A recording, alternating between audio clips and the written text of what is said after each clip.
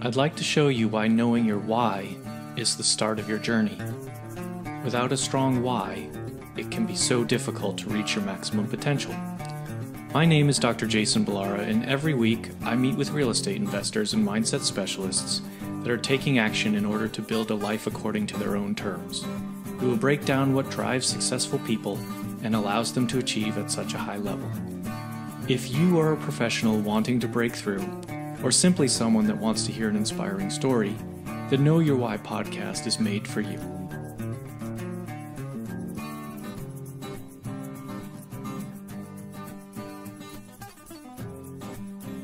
Hi everyone, I'm Jason Balara, and this is the Know Your Why podcast. Today I'm here with Melanie Bajrovic. Melanie went from being a bartender to owning a multi-million-dollar real estate portfolio.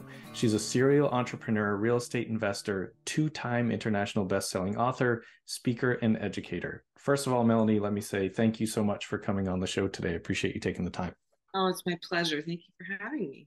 Absolutely. So let's start. Why don't you just tell us, we started talking a little bit before recording, but you have an interesting background. I'd love for you to just kind of tell us your story. Tell us where you started, kind of how you got into real estate, and then we'll run from there. Sure. Okay. Well, I come from an immigrant family, Serbian and Bosnian. Once upon a time, it was Yugoslavia. And so they came here. My mother was 10, my father was 20. They met here in Toronto, got married, had us, and within 2 years, they opened up their first little pub. And so I started to work at the age of 12. So it's kind of like slave labor, but if you come from an immigrant family, you totally get it. Um, so I had been working, I worked in the kitchen, obviously not out front. I wasn't allowed to serve booze yet, but I worked there until they bought another restaurant that was a lot bigger and more food and drinks as opposed to just being a pub. And I worked for them for about 15 years. I worked all through school, my undergrad, and through my MBA. I bartended, managed, did everything with them for, like I said, all that time. I also worked in Toronto on weekends at a bar in Yorkville. Those of you in Canada will know where that is. And it was phenomenal money. And my mother actually, once they started paying me, by the way, they didn't start paying me until I was like 16. So once they started paying me, my mother kept all of my wages aside to sort of save for me. And I also saved a portion of my tips here and while I was working in Toronto. And it was roughly, I was 22 years old, and I decided, okay, I've got this money. My grandfather, he was the first one to come here. He was like the pioneer who came from Serbia, and his words were always in my head.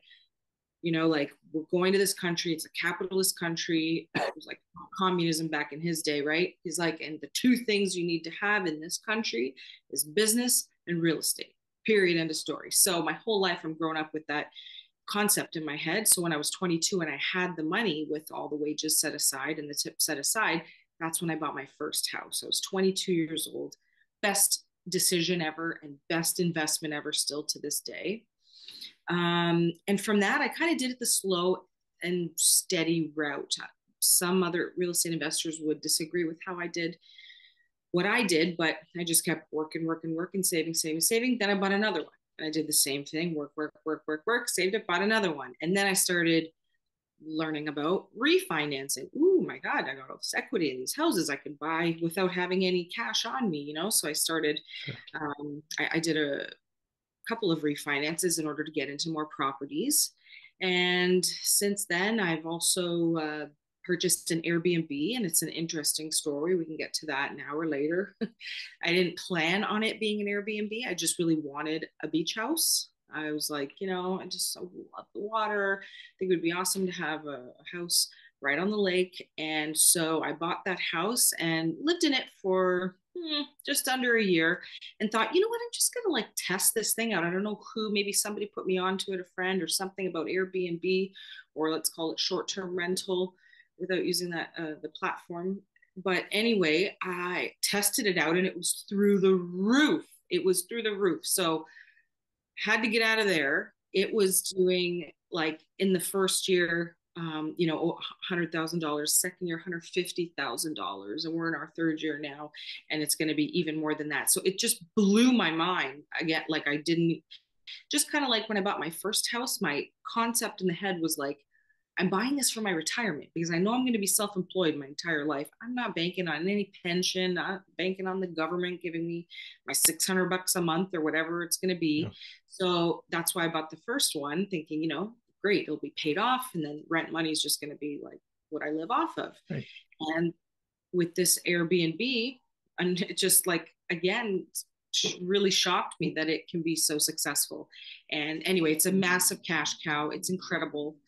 And then I also own, sorry, that's my little dog, Nala. She doesn't bother us too much. And then I also have two commercial properties, which is like a completely different sandbox from like residential short-term rental. Sure. And anyway, so that's kind of the scoop. I mean, I run a few other companies as well, but that is in a nutshell where I started and kind of where I'm at today.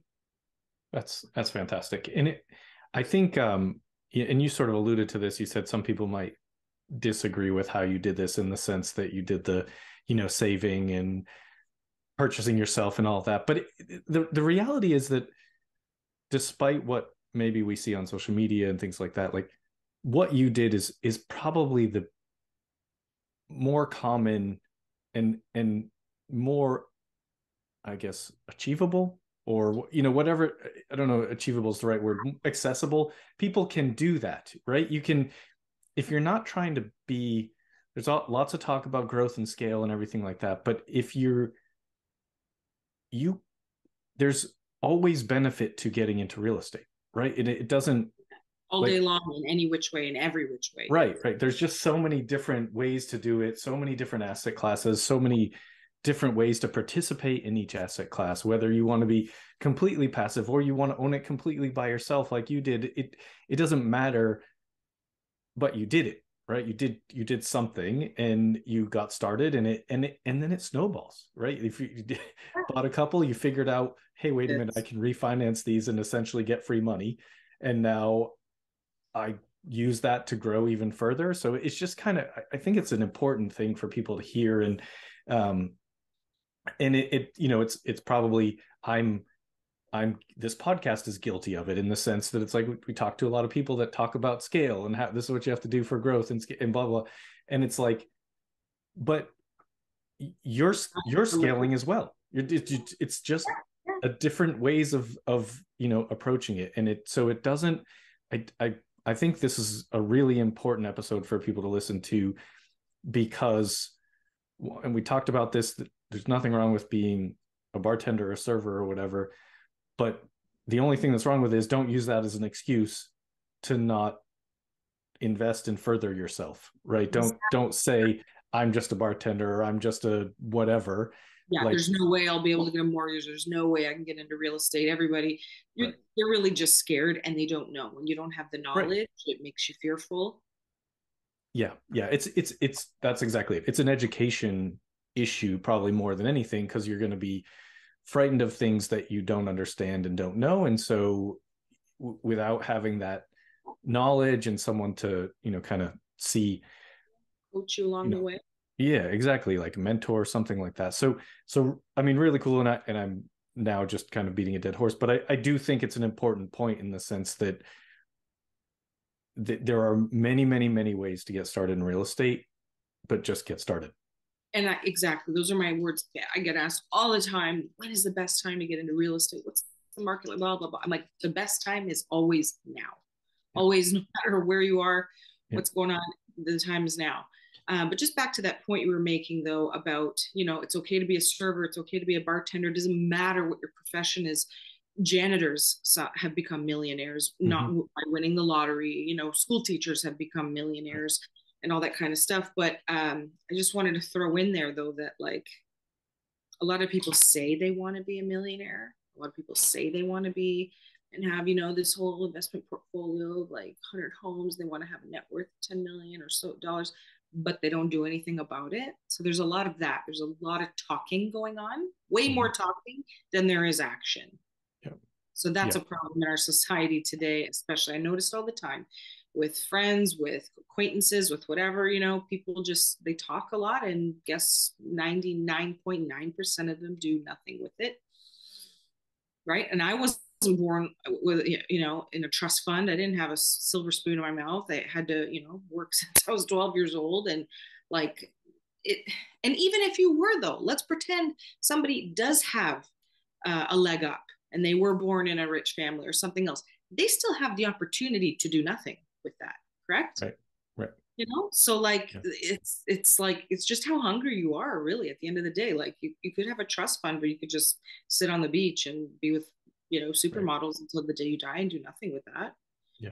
Yeah. Or or you and in bust your fact, ass for it working in the bar, right. which is non-glamorous at all for that Right. many years, and hustle your. I don't know. My friend has said this before. There is a kind of an adage about that, where it's essentially wealth lasts. I think it's 3 generations, because you have the first generation is the hustler that builds the wealth. The second generation kind of holds the wealth, and by the time you get to the third, they lose it all because they're lazy and they don't work anymore. So I mean, that it very much happens, and so it's just as important to. There's a reason for those stereotypes. They're true, like, because Right. they're true. They Yeah, happen. yeah. It's important in the work ethic, and I mean, kudos to your mom setting your wages aside, right? Like all these things are impactful, right? And the impactful thing wasn't necessarily that you were a bartender. The impactful thing was what you did with the money that you did have, what your mom did, the beliefs and the work ethic that they instilled in you. All of those things are impactful. The actual money, it's a tool. It's a tool to sort of get where you want, and it's. I think a lot of people too, in general, don't necessarily understand. This is something that I find is a maybe a social media issue, but don't understand net worth, right? So when Right. you say that you're a millionaire, when people say I'm a millionaire, it usually doesn't mean they have a pile of $1 million Yeah. sitting in the corner of their room. Exactly. Like it's not like necessarily $1 million in liquid cash. I'm sure there are people that have that, but Yeah. the vast majority of people that are saying, they're a millionaire, a multimillionaire, I've done this in real estate, a lot of that is in the equity of their real estate. It's tied up in equity. It's Yep. tied up in your companies, perhaps. It's Right. tied up, somewhere Yeah. else. But you have the millions there if you, sold it Right. all. It's even, and this even applies to the ultra wealthy, right? Like Elon Musk, I think he is no longer the richest man in the world, but like the point is, when they say he's a however many hundred billionaire, he doesn't have hundreds of billions of dollars sitting there in a pile. It's all based on the stock value of his publicly traded companies and things like that. Like it doesn't. So and with a lot of the real estate investors that we have on the podcast, this is like, oh yeah, they have a net worth of however many millions of dollars, but a lot of that is tied up in real estate, which is awesome, right? Because then it just continues to go up in value over time. Can we just for the audience sake, maybe let them know how to calculate net worth? Yeah, that'd be great. Right? Because like people don't get it. But anyway, so yeah, hopefully but net worth is all of your assets minus your liabilities. And that could be, your liabilities could be things like your car payments, or student loans, or mortgages, or visa balances, right? And then your assets are things that you actually own, which again could be a vehicle if it's purchased, real estate you have, cash in the bank, liquid assets, all like RRSPs, all that kind of stuff. So just in case people were talking a lot about net worth, don't know how to do it. You just take what you have minus what you owe. There you go. The formula itself is simple, but I think doing the exercise of what you just described, I think a lot of people, and I was one of these people, like don't know what that is. They don't know what they have on each side. They don't really know. It's like, okay, you might know that you have a mortgage, but do you know how much you owe still on your mortgage? Do you know how much your house is worth in comparison to that? Because that difference is part of your net worth. Do you know, the vehicles? How much do you owe in your car? Is your car paid off? If it's paid off, maybe you do have some value in that vehicle. If it's brand new, you probably owe more than it's worth. Like there's different things, and certainly like credit card debt is only a liability. This is what we talk about, like good debt versus bad debt and consumer debt.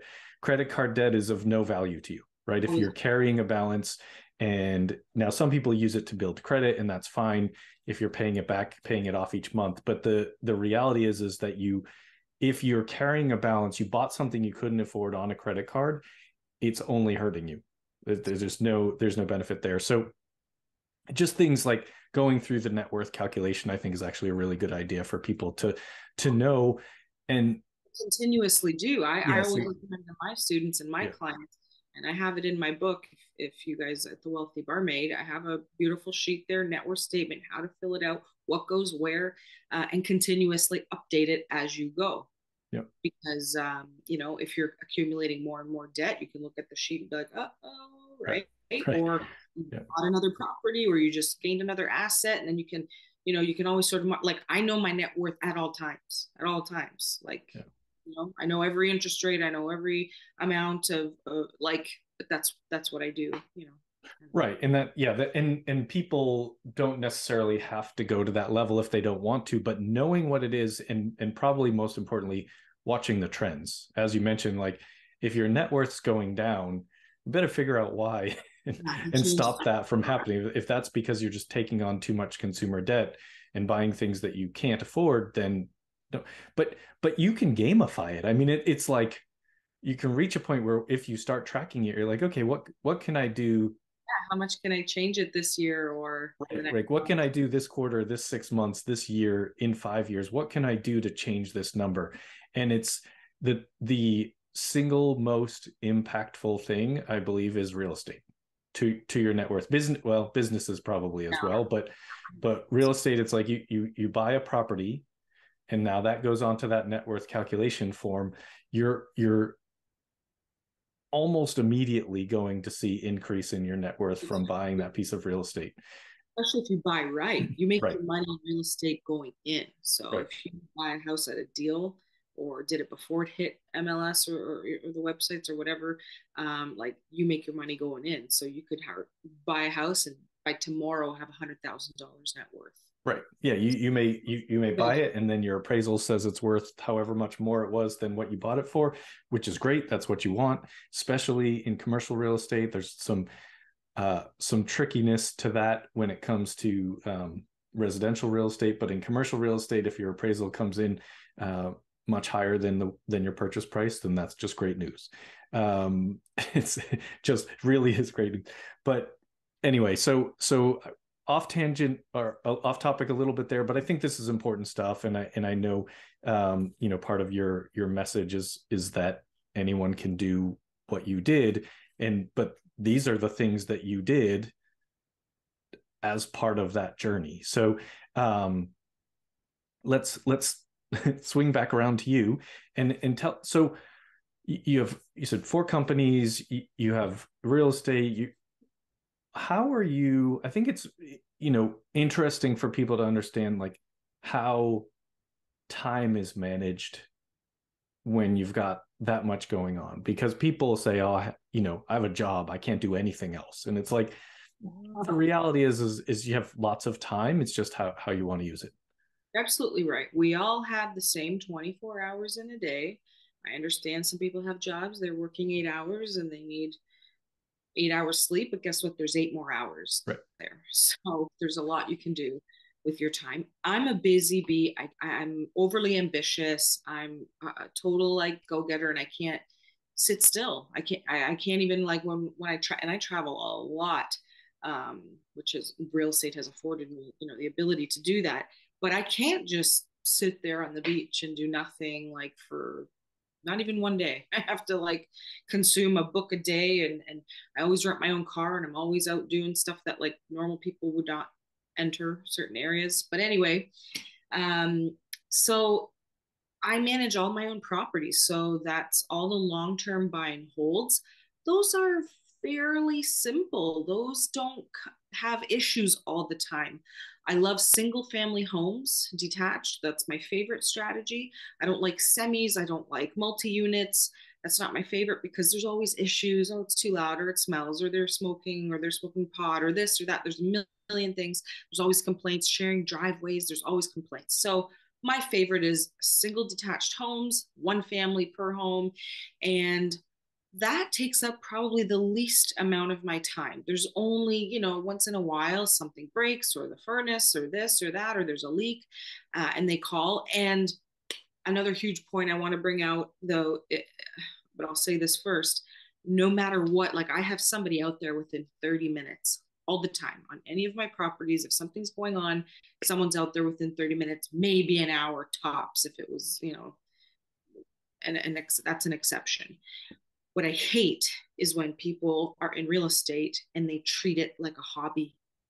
Because if you treat real estate like a hobby, trust me, it's going to pay you like a hobby, right? And if you're not good to your tenants, there's so many stories I hear consistently of people saying, oh yeah, we have a leak. I call my landlord. He doesn't even get back to us for like a month.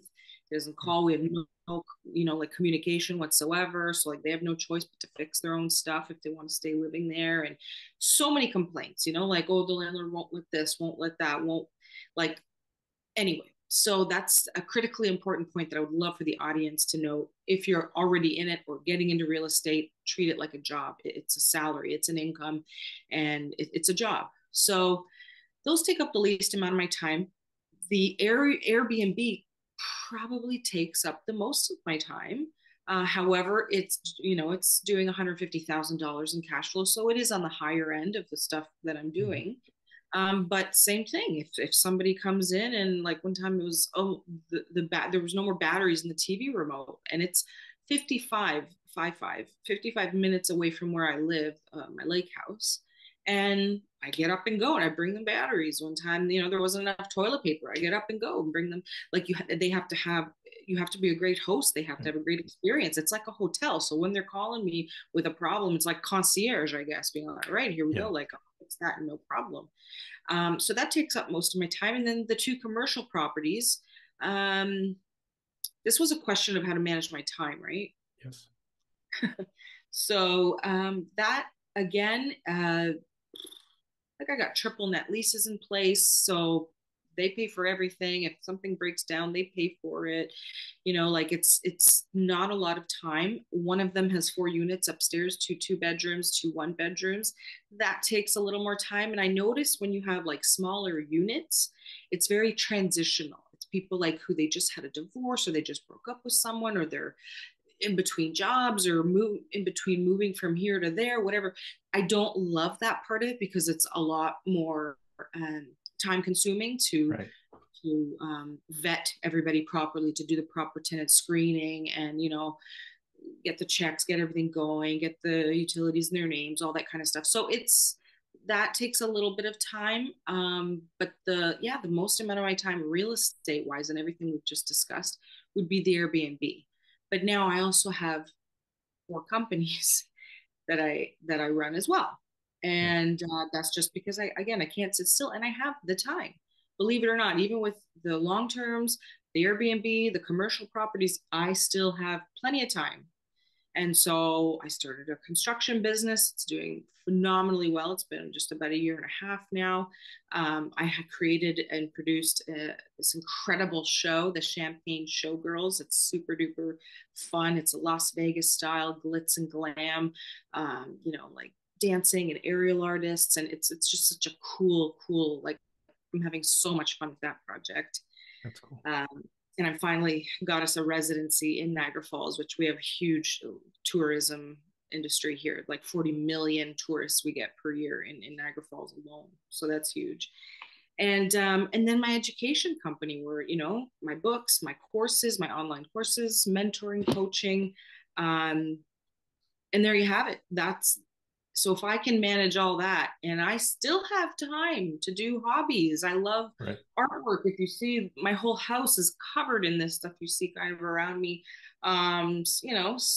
spending time with family, with my dog, with my husband. Like there's plenty of time. So I, when somebody even starts to say like, oh, I don't have enough time, it's like, don't even, like, just don't, not to me anyway. Go tell someone else, but don't even.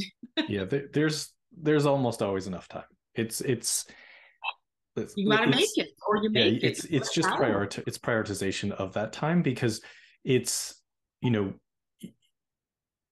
we have young kids. I prioritize time with my kids. That is part of what's built into my schedule, because it's easy to get caught up in the work and like, and you enjoy it. It's like, it's what you prioritize. And one of the things I just want to point out too, you talked about all of that you do, and you're self-managing all of your real estate, you said, right? Correct. So that's great in sense of pointing to, you can do all of this, but so people understand, you don't have to, right? You can choose to hire someone to be your property management, thereby freeing up more of your time to put into the companies. Or so you have there's always options, there's always ways to structure it, prioritize it, and make the things that are important to you. And it's like, and I might be way off base on this, Melanie, and this, but I'm guessing that the show that you put together probably isn't it's probably more like a passion project than I'm going to make a ton of money on this kind of thing, when you at least going into it. Now, you may make a ton of money on it, but to me, it's kind of seeing your decorations in the background, I feel like you're artistic, and is probably something that was just exciting to you, and you've now turned it into something that's going to be successful and profitable and everything. But I think the point I'm getting at here is that you do all these things, and it actually gave you time to put into doing something like that, creating this show that's going to have a residency at Niagara Falls. Like that's super cool. That's like what people that don't, when we talk about, getting to that millionaire status or financial freedom or whatever, it's so you can do the other stuff that you want to do, right? It's like really so your time is structured in exactly the way that you want to do it. That's my sense. I was 27 years old when I became a millionaire. A few years shortly after that, I could have completely retired. I don't have to work if I don't want to, but that's not the goal. That's not at all like that brings me no pleasure to just, I don't know, let's sit at home and watch TV all day, or let's go sit on a beach somewhere, for that's no, I do it. You're right. Especially that last project, because it's just super fun. And since I was a kid, I was always singing and dancing. I wanted to be a famous actress and a famous singer and a dancer. And, whenever I see J-Lo or Shakira or somebody up there dancing, it's like, oh my God, like I need to go to the show. And going to Vegas as many times as I've been, watching all the shows, it just always like gives me that extra umph. And this time I just said it like, you know what I really want to do? I really want to create a show. And like, boom, made it happen. But thank God that I have business sense, which is really important. Like I ran my own restaurant bar out of one of my commercial properties for over 9 years. I've run other companies. Like if you don't know what you're doing, it might be difficult to make money, but luckily I know everything I need to know on the back end, and with my costs and my ticket sales and how much tickets need to be and how much capacity I need to do XYZ and figure all that out. I don't know what to say about that, but just thank God I have that business sense where I know, okay, this is going to be profitable or not. And luckily this show, even on our first run that we did run 16 shows, sold out, all shows, like just, it is making a killing, I have to admit. So that's great, but it could have flopped and it could have failed and whatever, but at least you have the courage to try stuff. Right. That I find so important. I don't know, like my husband got me a card when I first started the show, and it was just like, that's just super cool. You're right. It's like you have the passion, but then you also have the courage to actually get out there and do it, from concept to a full realization, whether that was writing my books, you know, just a tiny little seed in my head, Yeah. to a finished, you know, final product, bestseller, or, you know, all these businesses, luckily, thank God, and the construction companies doing well. Like, I don't know, just, yeah, manage, prioritize your time. I don't know if that was the topic that we were on, but Yeah. that's how you succeed. I don't know, hustle. Right. Yeah. It's how, again, it's like this snowball, right? It's you bought the first house and the next, you know, and it's just snowballed. And now it's snowballed into all of this success in multiple different areas. But it's not without hard work and hustle and sacrifice. Like I definitely wanted to point this out. Like you told a story about your house on the lake that's this super profitable Airbnb that you bought because, oh, I want to live by the water. And then you realized, wait a minute, this is going to make me a ton of money. All right, maybe I don't need to live on the water. Maybe I need to use that. Yeah, and I wasn't, it was just, it was a second home. I didn't want, you know, I didn't want to live there for forever permanently, but either way, yeah, once I see there's a business, like in anything, it's hilarious, you know, where I see there's a business opportunity to make money on it, I'm all over it and I'm on top of it. Like I can't handle working with people who take, you know, 2 weeks to get back to you, or won't return your calls, you know what I mean? Like I can't work with people like that. That's just not how I roll. I'm like, idea, oh, here we go, like run with it right away. Put it to action. And I'm guessing that that's in a way how your construction company, because right now in real estate, construction is a pain point for a lot of investors, in the sense that it's hard to find contractors, it's hard to find supply, like all of that stuff is very challenging. And the good contractors, the good construction companies are they're gonna kill it right now. Like it's just it's a great space to be in if you can run it like a business, like you are able to. Exactly. Well, thank you for pointing that part out. Make sure that you're running it like a proper business. But yeah, no, people can't find, like, we have way too much work. There's everybody's backed up. It's a cash cow right now. Like COVID. Well, even like the contractor, even the not very good contractors, they'll throw huge bids out because someone's going to take it because they can't find someone else. So it's yes, like in times like this, most everybody can make some money in construction. However, you running it like a business, running it well, like you have shown in all your other endeavors, is going to not only help you right now, but set you up for the future when perhaps there's not as much a demand. The people that did it well and built their customer base, they're going to have continued business and success even in the down times for contractors, if that ever happens again. Who knows? But it's definitely an area of opportunity right now. I've thought about it myself. I was like, I should start a construction business. Like I need contractors for my properties. Like I should just start a construction business. And it's definitely an area of need. So it makes sense to kind of be in, you know, see that opportunity, seize it, and put it into action, like you said. Well said. Exactly. I saw the opportunity. I saw, oh my God, nobody can get a hold of anyone. It's like light bulb. Right. Yeah. Just be responsive. That puts you right at the top of the list pretty quickly in certain fields. So really, I mean, it's just really cool. I think your story is great. Melanie, this is fun to talk about. I don't want to keep you all day. So let me switch gears to where I get to ask you the questions I ask each guest. First one being based on the name of the show being Know Your Why. So what is your why? What keeps pushing you? Because you're obviously not slowing down.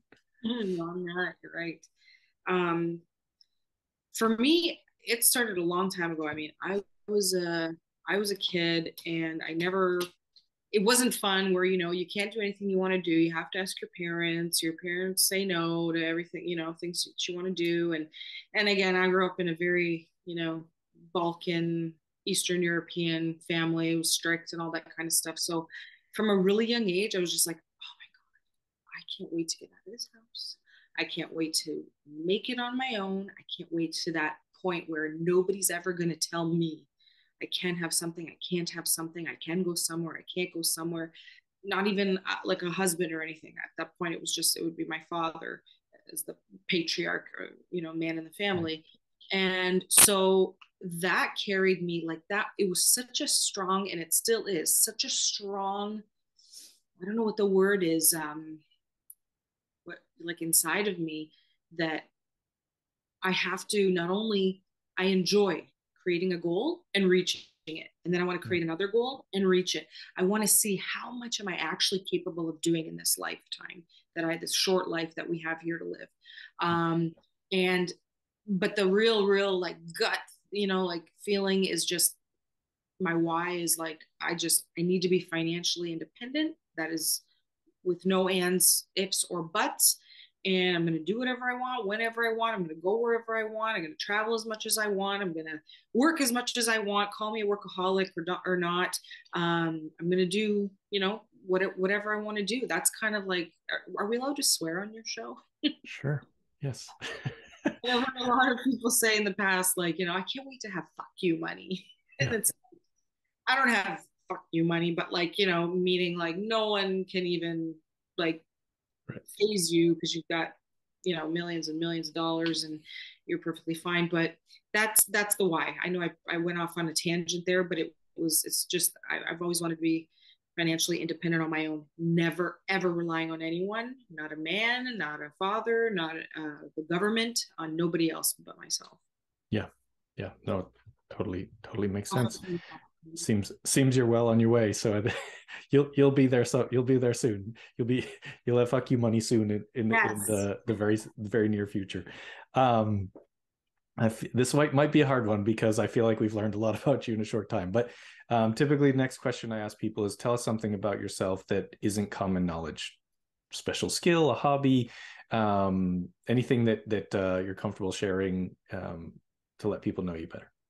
What's fun or interesting? I was a competitive gymnast for 15 years. Wow. That helped shape me, I believe, because I started, I think I was 4 or 5 years old, and I became competitive quite quickly, and I was training 6 days a week, 5 hours a day for many, many, many years.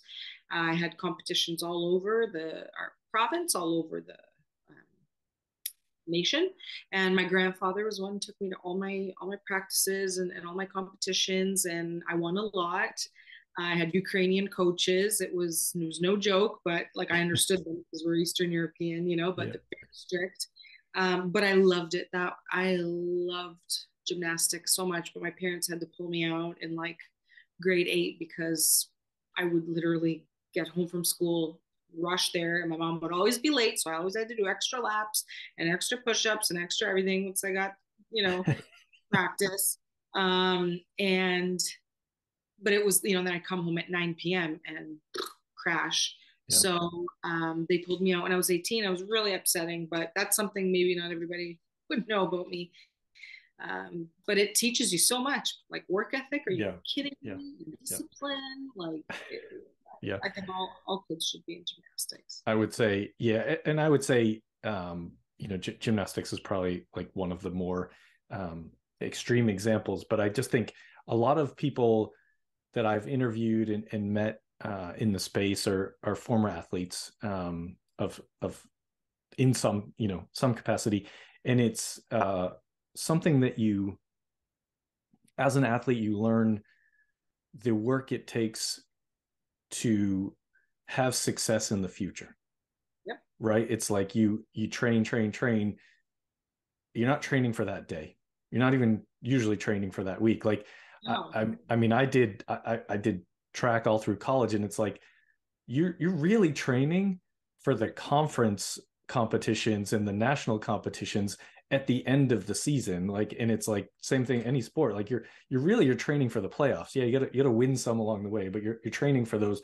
And so kind of building that foundation and the work that goes into it, and understanding that sort of I guess delayed gratification, whatever it is, whatever you want to call it, but just something that you're training for bigger picture in the future, is very applicable to real estate and business in general.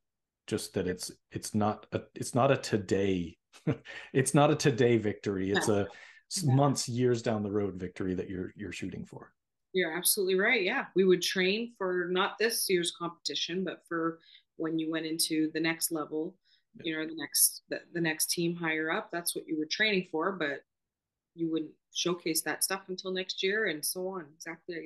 Exactly as you said it.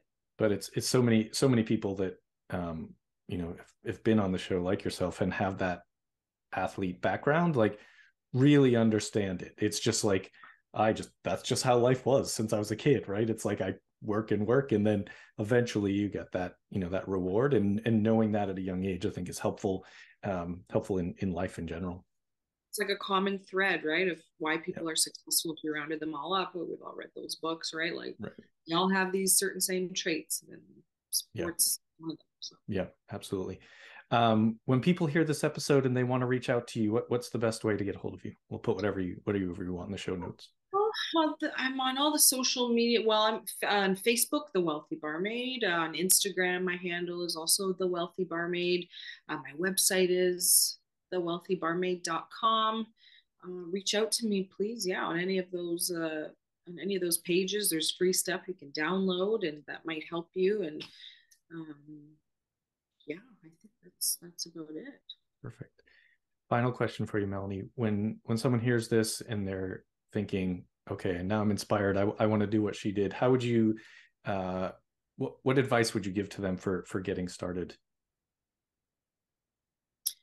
I would say get started today, right now. And by that, I don't mean go out and buy real estate property, but if that means you got to Google some stuff on the internet, pick up a book or two, get yourself a coach or not, one of those, like an action item needs to happen today, not tomorrow, not next week, today. Whatever that action move is going to be, I'm okay with, as long as it's in line to progress you to getting to where I am today, let's say, or to where you want to see yourself. But an action item needs to be taken today. I love that. That's also applicable to where we are in the year, today being January 2nd. So taking action today, starting 2023 with action steps. Do something every day, and you will get there. Listen, this was awesome. I really appreciate having you on the show. Thank you for sharing your story and kind of all of your insight. I think that people really, should be able to take a lot from this in both motivationally and tactically. So thank you very much. Oh, anytime. I hope it helps. Yeah, absolutely. All right. And for the listeners, I know you're going to love this episode. Reach out to Melanie, and please go ahead and like, rate, and review the show so we can have more great guests like her. All right. Happy New Year. I'd like to show you why knowing your why is the start of your journey.